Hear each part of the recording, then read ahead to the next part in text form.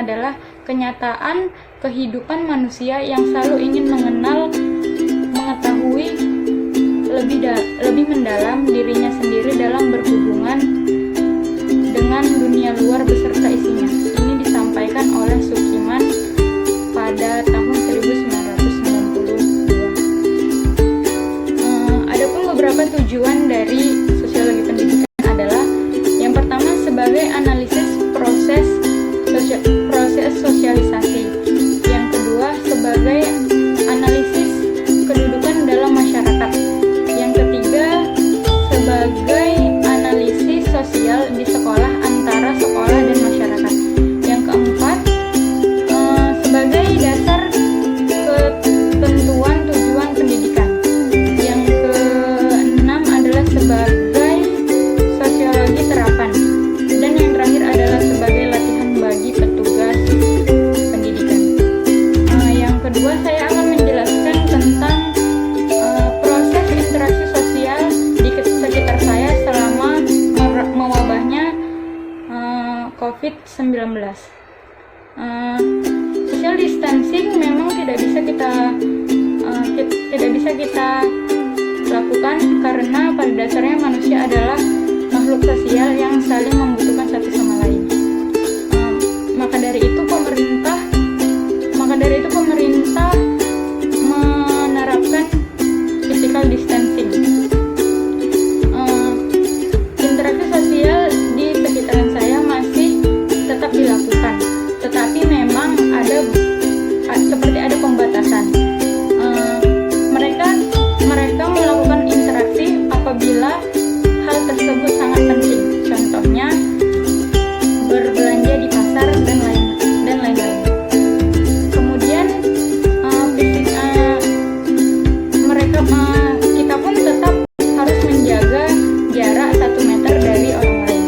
Physical distancing ini harus tetap kita lakukan agar kita sama-sama bisa memutus mata rantai penyebaran COVID-19.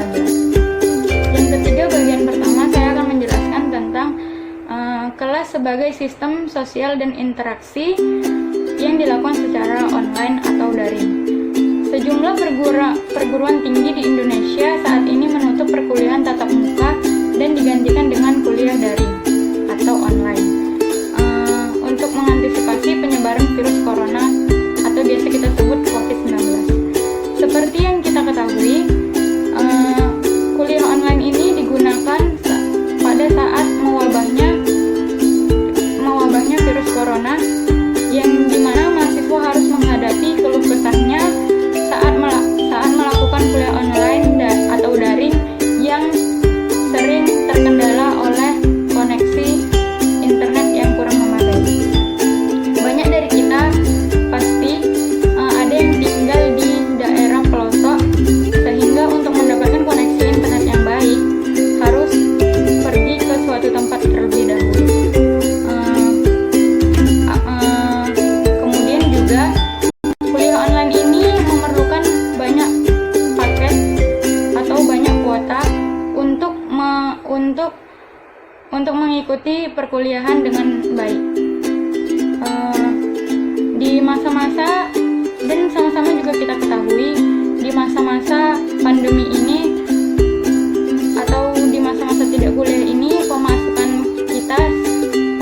kami sebagai mahasiswa otomatis berhenti atau tidak ada.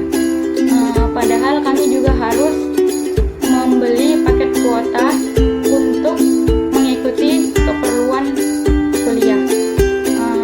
Apalagi di saat pandemi ini, sebagian dari orang tua pendapatannya pun menurun. Itulah yang kami alami selama pandemi ini dengan menerapkan sistem kuliah daring. Yang terakhir saya akan menjelaskan tentang gaya kepemimpinan dosen saat berlangsungnya kuliah online di masa-masa pandemi ini. Ada beberapa dosen yang gaya kepemimpinannya demokratik. Contohnya ada beberapa dosen yang melakukan diskusi dengan antara dosen dan mahasiswa, di mana mahasiswanya diberi kebebasan dalam mengemukakan pendapatnya sendiri. Ada juga dosen yang gaya kepemimpinannya